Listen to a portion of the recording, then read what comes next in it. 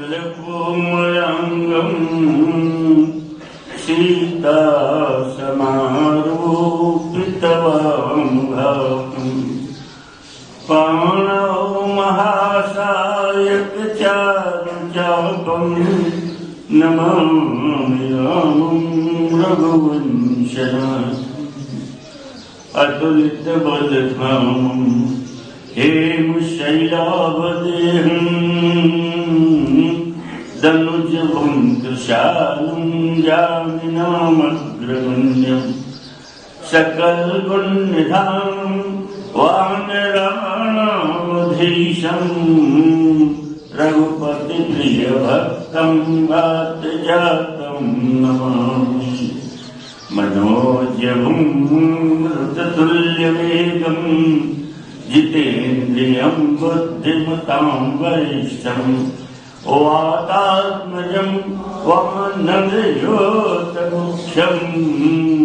श्रीरामदूतं शरणं प्रपद्ये वन्दं तुलसीकेशरं जिनकीर्णजगद्राज कल समुद्र कूड़त लखो प्रगटौ सप्तजहाज सियावर रामचंद्र शंकर हरिओ जय जय सिया राम जय जय हनुमान। गुरुर्ब्रह्मा गुरुर्विष्णु गुरुर्देव महेश्वर गुरुर् साक्षात् परं ब्रह्म तस्मै श्री गुरुवे नमः। सुंदरकांड पर हमारी चर्चा चल रही थी और पिछली बार जहाँ विराम लिया था हमने हनुमान जी लंकिनी से संवाद करने के पश्चात लंका में प्रवेश कर जाते हैं। लंकिनी का आशीर्वाद कि तुम्हें हृदय राग प्रवेशी नगर की जय जब काजा हृदय राग कौशलपुर राजा और राम की कृपा जिस पर हो जाए उसे सभी विपरीत से विपरीत परिस्थितियां भी अनुकूल हो जाती हैं।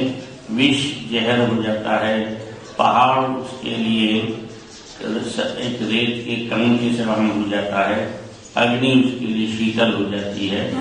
और ये सारी बातें जैसा मैंने विजन किया था हनुमान जी की यात्रा में, ये सारी बातें हम प्रत्यक्ष चरितार्थ होते हुए देखते हैं क्योंकि उन पर राम की असीम कृपा है।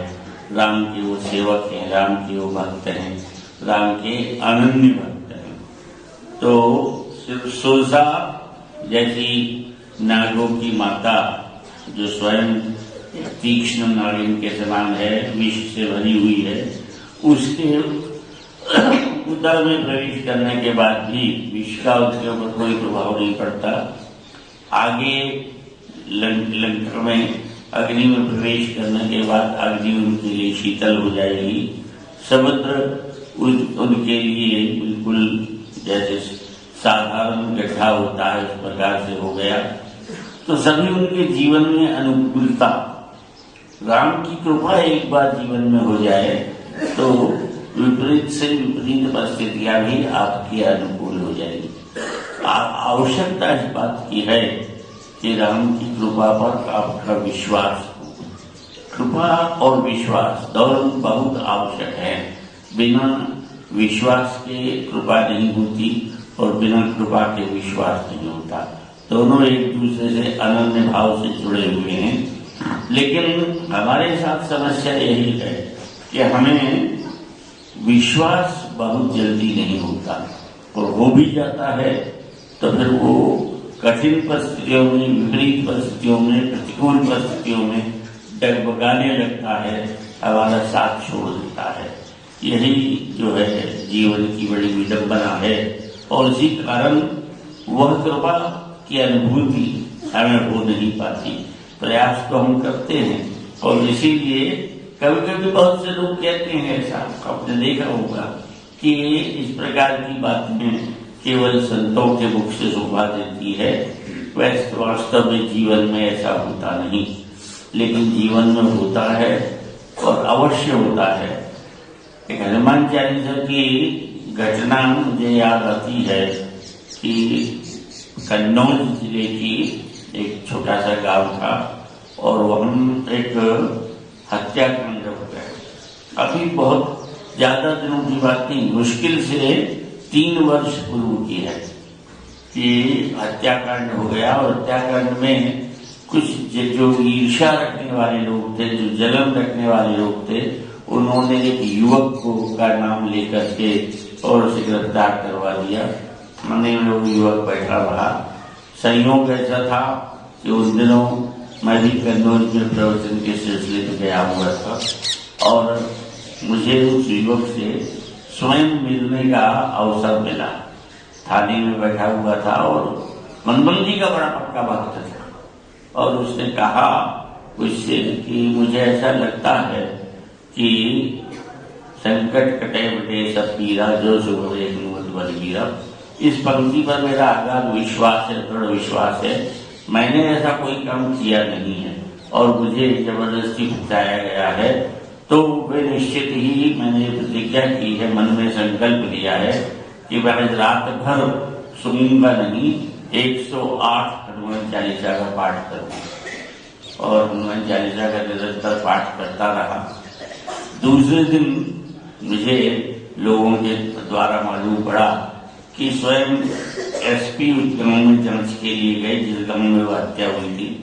वहां उन्होंने लोगों से पूछताछ की तो एक 10-12 वर्ष के बालक ने खड़े होकर के कहा कि मैं आपसे कुछ बताना चाहता हूँ। उस 12 वर्ष के बालक ने कहा कि मेरे ही बाबा ने ये हत्या की और मैं आपको बताता हूँ कि कहाँ किस चीज से हत्या की है, वह हथियार भी मैं बताता हूँ। आपके चलो 12 वर्ष का बालक ले गया कोठरी में, वहां से उन्होंने वो खड़ासा जिससे वो हत्या हुई थी वो हथियार बरामद करवाया और शाम तक वह युवक 22 जगहों से छूट करके आ गया, सरपाच छूट गया। विश्वास चाहिए। विश्वास अगर हम कहते हम में नहीं है, जो अफगानी कमी है वो विश्वास की कमी है। मैंने जैसा बताया कि प्रतिकूल परिस्थितियों में ऐसी परिस्थिति कोई हो जाए तो हमारा विश्वास डगमगाने लगता है, हमारा विश्वास हमारा साथ छोड़ देता है। वो दृढ़ विश्वास बना रहे तो आज भी ईश्वर की कृपा होती है, ऐसा नहीं है कि नहीं होती। तो आप बात कर रहे थे हनुमान जी आगे बढ़े और मैंने कहा था मंदिर मंदिर प्रतिकर शोधा, देखे जाता अग्नित जोधा।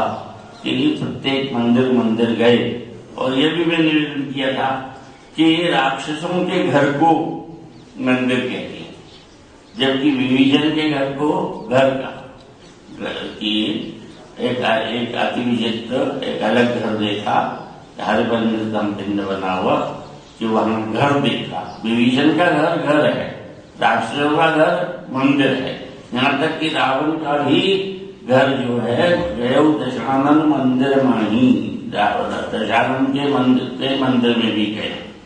तो मैंने कहा था कि विद्वानों ने 2 प्रकार के भाव दिए हैं। एक तो ये कि सभी राक्षस देहवादी हैं, देह की पूजा करते हैं, देह की रक्षा करने भी उनके जीवन का ध्येय है। तो जो देह की पूजा करते हों, देह को ही मानते हों, देह को ही मंदिर मानते हों, जहाँ वो रहेंगे वो घर मंदिर होगा ही। और दूसरा विद्वानों ने भाव दिया था कि यहाँ हनुमान जी जिस घर में प्रवेश कर गए, हनुमान जी की मूर्ति भी स्थापित हो जाती तो वो घर मंदिर हो जाता। तो जहाँ हनुमान जी साक्षात सजीव खड़े हैं वो मंदिर नहीं होगा तो क्या होगा? तो वो मंदिर भी है।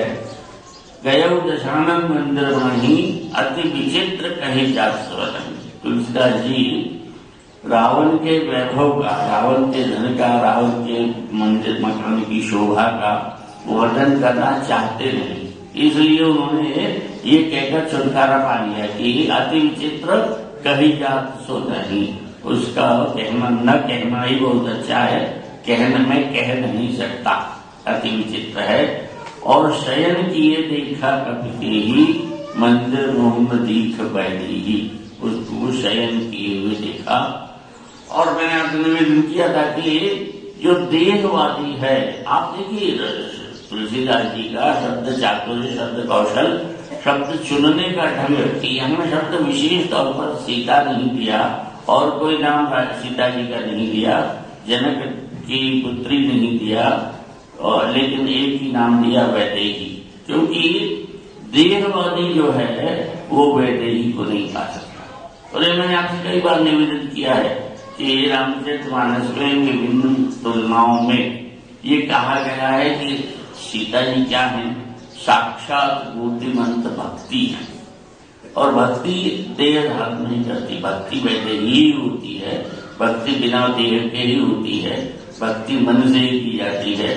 तो देहवादी जो है, जो रावण जिस प्रकार का आचरण करता है, रावण का इस प्रकार का जीवन है, उसके जीवन में भक्ति का प्रवेश आ नहीं सकता। किसी में से एक बार मैं जब चर्चा कर रहा था तो एक सज्जन बोले कि आप कहते हैं कि रावण के जीवन में भक्ति नहीं आ सकती, और रावण तो भगवान शंकर का बहुत बड़ा भक्त था। तो मैंने कहा कि भक्त था नहीं, भक्त होने का दिखावा करता था। भक्त होता तो ये नहीं कहता कि आपको पूजा करवाने के लिए मेरे घर आना पड़ेगा, मुझे इतनी फुर्सत नहीं है कि मैं आपके घर आकर पूजा कर सकूं। तो गीतावली में गोस्वामी तुलसीदास जी ने चर्चा की है कि ब्रह्मा जी और शंकर जी स्वयं पूजा करवाने के लिए उसके घर आते थे और वो पूजा करवा कर जाते थे। तो जो भक्त कभी भगवान को ये नहीं कह सकता कि मेरे पास समय नहीं है, आपको पूजा करवाना हो तो मुझे मेरे घर आना पड़ेगा। इतना ही नहीं, कहा जाता है कि कैलाश पर्वत को उसने उठा लिया। कैलाश पर्वत को उठा लिया क्या तात्पर्य है? ये प्रतीक हो सकता है, कहानी हो सकती है कि कैलाश पर्वत को अपने भुजबल बाहुबल की ताकत तौलने के लिए उसने, उस पर भगवान शंकर बैठे हुए थे, पार्वती जी बैठी हुई थी, परिवार उनका बैठा हुआ था, और उनके समेत उस पर्वत को उठा लिया। यानी जो ये दिखाना चाहता है कि मैं गुरु से भी ताकत में, गुरु से भी बल में श्रेष्ठ हूँ, मैं गुरु को ऊपर उठा सकता हूँ, यानी मैं इतना बड़ा शिष्य हूँ कि मेरी वजह से गुरु ऊपर उठेंगे। गुरु की अगर बड़ाई होगी, गुरु की श्रेष्ठता होगी, गुरु का मान बढ़ेगा, गुरु की इज्जत होगी तो मेरी वजह से होगी, क्योंकि मैं उनका शिष्य हूँ। ये दिखावा करना, इसका तात्पर्य यह है कि कैलाश को उसने अपने हाथों पे उठा लिया और ऊंचा कर दिया। ऐसी कई घटनाएं हैं जो दिखाती हैं कि उसके जीवन में भक्ति नहीं है, भक्ति का प्रदर्शन है, भक्ति का दिखावा है।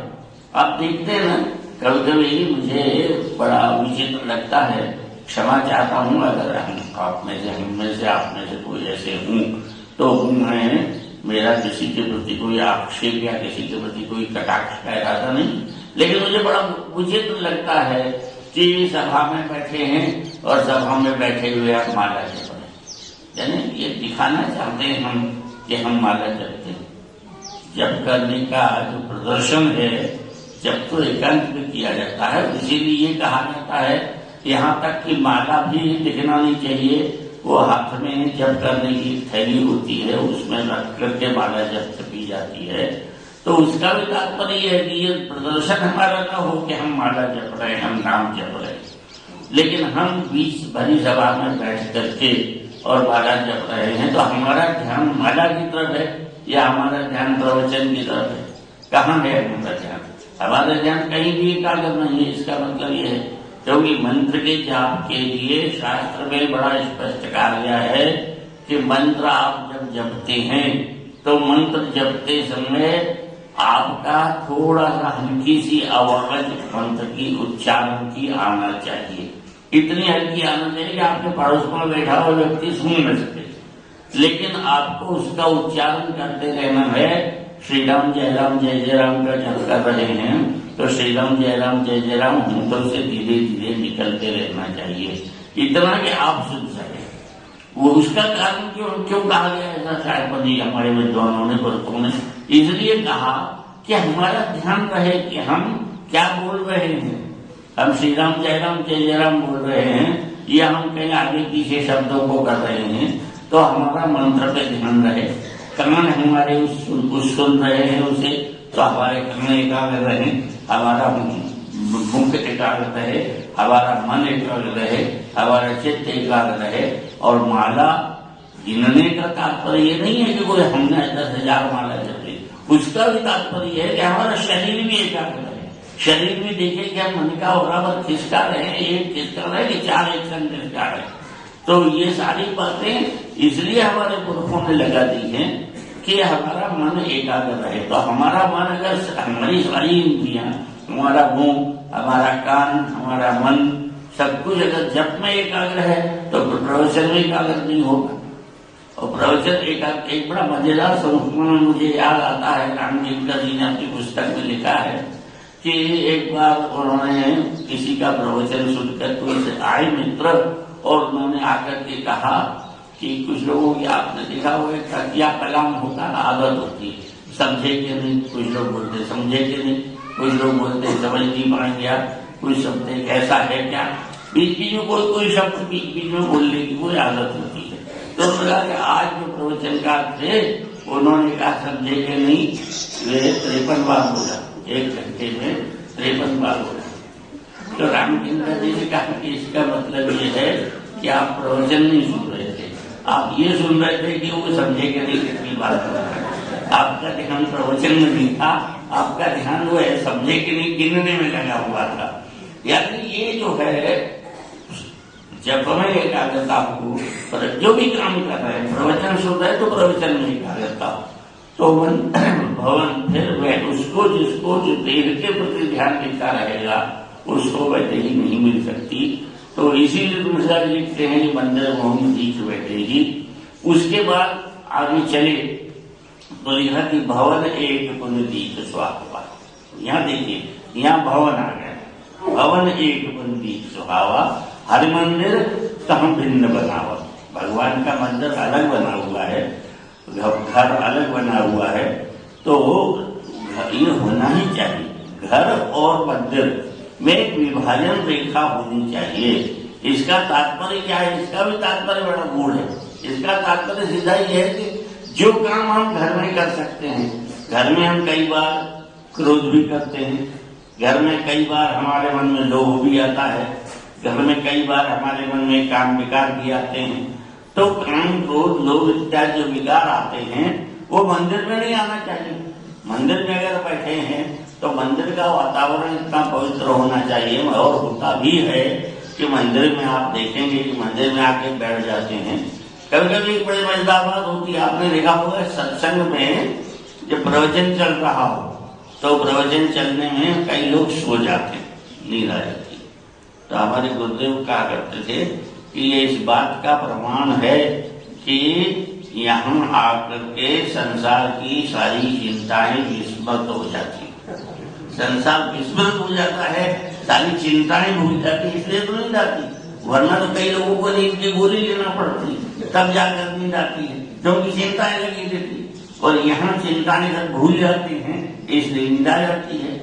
तो हनुमान जी कहते हैं कि हरि मंदिर का भिन्न बना होगा। मंदिर के बीच में, मंदिर में जो कार्य कर सकते हैं उनके बीच में, और घर में जो कार्य कर सकते हैं उनके बीच में एक विभाजन रेखा होनी ही चाहिए, भिन्न होना ही चाहिए, अलग अलग होना चाहिए। और उस घर की विशेषता आप देखें कि रामायुध अंकित ग्रह शोभा वर्ण में जाए, नव तुलसिका वृंद देख हर्ष कपिलाय। ये है घर की विशेषता है। घर में होना चाहिए कहीं स्वस्तिक के निशान चिन्ह बना होना चाहिए, कहीं श्री राम लिखा होना चाहिए, कहीं श्री राम के धनुष के चिन्ह बने हुए होना चाहिए। और घर के आसपास सतगृहस्थ है तो उसके घर में तुलसी का वृक्ष होना ही चाहिए, तुलसी का पौधा होना ही चाहिए। ये सज्जनता की पहचान है। वरना आजकल पहचान क्या है? आपने देखा होगा, बिवेयर ऑफ डॉग्स, ये पहचान है कि आप पहले जाएंगे तो घर के द्वार बाहर ही लिखा होगा कुत्तों से सावधान। और आप देखेंगे, मुझे बड़े आश्चर्य होता है कभी बहुवचन लिखा होता है। ये नहीं लिखा होता कि मेरे घर में एक कुत्ता पकड़ा हुआ है तो कुत्ते से सावधान, कुत्तों से सावधान। पता नहीं कितने कुत्ते उस घर में रहते हैं, ऐसा लगता है। तो ये बड़ी विचित्र बात लगती है ये सज्जनता की पहचान। तो तुलसी हनुमान जी तो हमारे कहते हैं कि रामायुध अंकित ग्रह शोभा वर्णि में जाए, नव तुलसी का देव के हर्ष का विहार। और जब इस प्रकार का घर देखा, इस प्रकार तुलसी के पौधे लगे देखे, इस प्रकार से श्री राम लिखा देखा। एक तो वो बड़ा मजेदार, एक सज्जन ने प्रवचनकर्ता ने एक चुटकुला सुनाया था कि किसी ने जाके रावण से कहा कि आपको विभीषण आपका भाई है और आपका भाई हो गया, आपके शत्रु के नाम लिख रखे, दरवाजे पर राम लिखा है, तो ये तो बड़ी गलत बात है, इसके लिए सीबीआई जांच इंक्वायरी होना चाहिए, ये आपके शत्रु का नाम क्यों लिख रखा है। तो कहा कि उसको बुलाया गया विभीषण को, भाई क्या बात है, तुमने अपने यहाँ पे दरवाजे पे राम लिख रखा है, क्या बात है। तो विभीषण ने तो ऐसा नहीं कहा होगा, हमारे प्रवचनकार की कल्पना है कि उसने कहा कि ऐसा कुछ नहीं है, रावण रावण और मंदोदरी, तो मैंने तो आपका दोनों मेरे भाई भाभी का नाम लिख रखा है, मैंने वैसा कोई शत्रु का नाम नहीं लिखा है, मैंने अपने भाई भाभी का ही नाम लिख रखा है। तो नव तुलसी का तुलसी के वृक्ष लगे, और तुलसी ये मेडिकल साइंस भी मान गई है कि तुलसी में बहुत से गुण ऐसे हैं जिनकी वजह से उसकी सुगंध मात्र से कई बीमारियां दूर होती हैं, मच्छरों की कमी हो जाती है। तो ये देख करके उनको लगा कि ये किसी सज्जन का घर ही होना चाहिए, ये सज्जन के घर की पहचान है। और सोचने लग गए वो कि अहम कहम सज्जन कर वासा, लंका विशेषर निकट वासा, यहाँ तो राक्षसों की नगरी है, इसमें ऐसा कौन सा सज्जन रह गया कि जिसने राम का नाम लिख रखा है, जिसने तुलसी के पौधे लगा रखे हैं, जिसने भगवान का मंदिर बना रखा है। और आप देखेंगे, कभी ध्यान से देखें हम, तो पूरे अयोध्या कांड में, बहुत बड़ा अयोध्या कांड है, 326 दोहे लगभग, पूरे अयोध्या कांड में आपको दुर्जन शब्द नहीं मिलेगा। और बाकी रामायण के इस कांड में, लंका कांड पूरा छान जाए तो उसमें आपको सज्जन नहीं मिलेगा। अयोध्या कांड में दुर्जन नहीं है, लंका कांड में सज्जन नहीं। यहाँ सज्जन शब्द जाए कि यहाँ कहाँ सज्जन करवासा। और जब उन्होंने सोचा कि सज्जन है, और उसी समय क्या हुआ कि तेही मनमोह तरक करे कपिलागा, तेही समय विभीषण जागा। अब इस अर्धाली में भी देखिए कितनी बड़ी बात गोस्वामी तुलसीदास जी की कहती है कि मनमोह तरक करे कपिलागा, तेही समय विभीषण जागा। जीवन में संत का प्रवेश हो जाए और संत का प्रवेश होते ही हम जाग जाए, ये सज्जन की पहचान है। हमारे जीवन में संत आ जाए और फिर भी हम सोते रहे तो रावण की पहचान है कि शैल की ये देखा कभी तेजी, मंदिर में हनुमान जी खड़े हैं, घर में हनुमान जी खड़े हुए हैं, हनुमान जी टिकट से देख रहे हैं, हनुमान जी जैसा भगवान का साक्षात अवतार कहें, शंकर जी कहें, सज्जन कहें, संत कहें, संत का प्रवेश हो गया है, फिर भी हम सो रहे हैं, शैल की ये देखा कभी तेजी, तो वो रावण की पहचान है। और दूर से हनुमान जी देख रहे हैं और दूर खड़े हुए भी हनुमान जी हैं, और ही समय विभीषण जागा, उस समय विभीषण जाग गया। ये सज्जनता की पहचान है, ये सच्ची पहचान है। और जागना किसको कहते हैं? जागना केवल निद्रा ले छोड़ करके आंख खोल देना ही जागना नहीं है। तुलसीदास जी जागने की परिभाषा देते हैं कि जाना तब ही जीव जब जागा, जब सब विषय विलास विलास। ये है जीवन में जागना, कि आपके सांसारिक विषय विलासों से, सांसारिक भोगों से आपको वैराग्य हो जाए, उनमें आपकी आसक्ति हट जाए, उनमें आपकी ममता हट जाए, तो समझो कि आप जागे हैं। वरना तो हम रोज सोते हैं और रोज जागते हैं। ये जागना नहीं, असली जागना यह है कि जीवन में संत का प्रवेश हो और संत हमको उपदेश दे, संत की बात सुने, तो संत की बात सुन करके हमारे जीवन में इस प्रकार की जागृति आ जाए कि यह सब नश्वर पदार्थ हैं, ये सब एक दिन छूटने वाले हैं, इनको छोड़ करके और हमको जो शाश्वत है, जो हमेशा टिकने वाला है, जो त्रिकाल में था, भूतकाल में था, वर्तमान में है, भविष्य में भी रहेगा, ऐसे परमेश्वर के चरणों में चित्त लगाना है, ऐसे शाश्वत से चित्त लगाना है, ऐसे शाश्वत को पाने का प्रयास करना है, वो जागना है। इसीलिए तेही समय विभीषण जागा और क्या किया, बोले राम राम तेही सुमरन कीना। जागते ही राम का नाम लें, ये जागने के चिन्ह है। आप देखें, जब सती के प्रकरण में आप रामचरितमानस पढ़ेंगे तो सती के प्रकरण में जब लिखा कि शंकर जी 88,000 वर्ष की समाधि लगा गए, और उसके बाद क्या लिखा, राम राम जब सुमिरन लागा, तो सती ने समझा कि जाना जब तभी जगत पति जागा। भगवान शंकर समाधि से उठे, सबसे पहले राम राम का नाम लिया।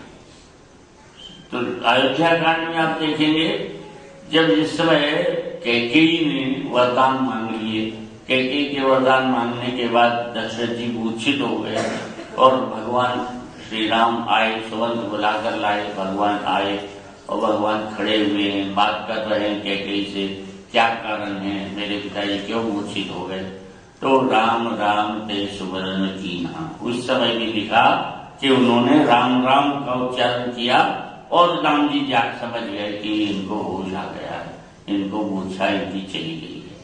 तो मूर्छा चली जाना, बेहोशी से जागृत होना, नींद से जागृत होना, इस बात की पहचान है कि आप राम राम का स्मरण कर रहे हैं, वरना ये नहीं कर रहे हैं कि where is the bed tea. ये सबसे पहले सबसे पहले हमारा सुमरन ये होता है कि चाय किधर है। तो ये नहीं, राम राम करना जाएगा, राम राम का सुमरन की ना। और तब हनुमान जी ने पहचाना कि ये सज्जन व्यक्ति है कोई, और साधु ते होई न कारज हमनी, ऐसन हठ करे हूं पहचानी। इससे तुम्हें पहचान मुझे जानबूझकर, वैसे तो अपना गुप्त रूप बनाए हुए हैं, लघु रूप धरे हैं, जानते हैं कि कोई पहचान न लेके मैं यहाँ का गुप्तचर आया हूँ, या कोई खबर लेने आया हूँ, या राम के दल से आया हूँ, या अपनी पहचान किसी को बताना नहीं चाहते, लेकिन ऐसा हट करे हूँ पहचान, इससे तो पहचान करूँ। क्योंकि साधु जो हो न कार्य जहानी, साधु से पहचान करेंगे आप, साधु से बात करेंगे तो कभी भी आपके कार्य की हानि होने की कोई संभावना है ही नहीं। इसलिए जबरदस्ती पर शिकर विप्र रूपधारी वचन सुनाए और उठ करके विभीषण आए, और विभीषण ने आकर के कहा कि आप कौन हैं, ये पहचान है। देखिए, आपको किसी से मिलते हैं, अभी बातचीत नहीं हुई, आप सिर्फ शक्ल देखिए, एक दूसरे से मिल रहे हैं, और मिलते ही अगर आपके हृदय में एक हर्ष हो, अंदर से आंतरिक हर्ष की अनुभूति हो, समझिए कि आदमी सज्जन है। बहुत से आदमी ऐसे होते हैं जिनके निकट जाने के बाद बार बार निकट जाने की इच्छा होती है, और बहुत से आदमी ऐसे होते हैं जिनके पास एक बार निकट जाने के बाद फिर उनसे दूर होने की इच्छा होती है, उनके पास जाने की इच्छा नहीं होती है।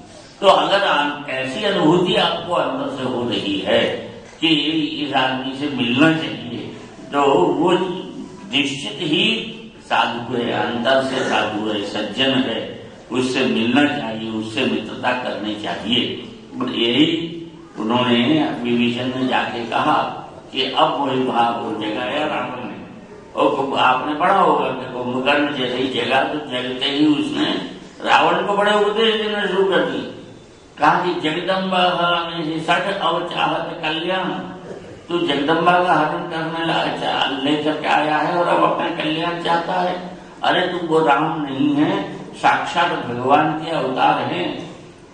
तो रावण को बड़ा आश्चर्य हुआ, बोले ये आदमी जो 6 महीने सोता है, एक दिन जगता है, इसको इतना ज्ञान कहां से आ गया। तो उसने बताया कि नारद मुनि में ज्ञान जो दिया, नारद ने ये ज्ञान मुझे दिया था। तो आप देखें कि जो आदमी केवल एक दिन जागता है, 6 महीने सोता है, वहां भी संत पहुंच जाते। संत का ये काम है कि भगवान के भक्त की ज्ञान गुण का, भगवान के भक्ति का प्रचार करें और सब दिन सब देश में संत सुलभ हैं। आवश्यकता इस बात की है कि हम उन्हें पहचाने, उनसे संपर्क करें। तो इसलिए तो हमारे विभीषण जी कहते हैं कि मुझे संत मिल गया है कि तुम हर काल से अनुभव कोई, अगर संत हैं तो भगवान के दास होंगे कि तुम हर काल में कोई मोरे हृदय प्रीति अति कोई। क्यों कि मेरे हृदय में प्रीति उमड़ रही है, इसका मतलब यह है कि आप अवश्य ही सज्जन आदमी हैं, भक्त हैं, संत हैं। या कहते हैं कि तुम राम दीन अनुरागी आयो मोहि करण प्रभागी, कि साक्षात रामचंद्र जी मुझे दर्शन देने के लिए आ गए हैं। तब हनुमंत कही तब राम कथा निज नाम। ये देखिए आप कि पहले अपना नाम नहीं कि मैं भला हूं, पहले अपना इंट्रोडक्शन दे दिया कि मैं भला भला हूं, मैंने वहां से आया हूं, मेरा ये क्वालिफिकेशन है, मैं MA PhD हूँ, ये हूँ। हम ये पहले आज होता। मैंने देखा एक भोपाल में एक पुस्तक विमोचन के अवसर पर मैं था, मुश्किल से 24 पेज की पुस्तक होगी, लेकिन 24 पेज की पुस्तक में 2 पेज पूरे उसमें लेखक का बायो था। बाप है, बाप है, कहाँ के रहने वाले हैं, क्या क्वालिफिकेशन है, पूरे 2 पेज में तो उन्होंने अपनी तुलसीदास जी के रामायण में कहीं लिखा है कि मेरे बाप का नाम क्या था, दासबोध में कहीं लिखा है, तो रामदास जी ने कि मैं कहाँ पैदा हुआ था, समर्थ ने कहीं लिखा। पहले हमारे संतों में जितने भी किसी संत के ग्रंथ में आपको ये नहीं मिलेगा कि मैं कौन से गांव में पैदा हुआ। आज शोध हो रहे इस बात पर के कि वो कहाँ पैदा हुए थे, कौन पिता थे, कौन माता थे। लेकिन हम आज ये है आत्मज्ञापन, पहले हनुमान जी आत्मज्ञापन नहीं करते, तब हनुमान कही सब राम कथा, पहले राम की कथा कही तब निज नाम, तब निज नाम कहा। तो आगे और चर्चा चलती रहेगी। समय हो गया है, नहीं विराम लेते हैं। बोलिए वृंदावन बिहारी लाल की जय।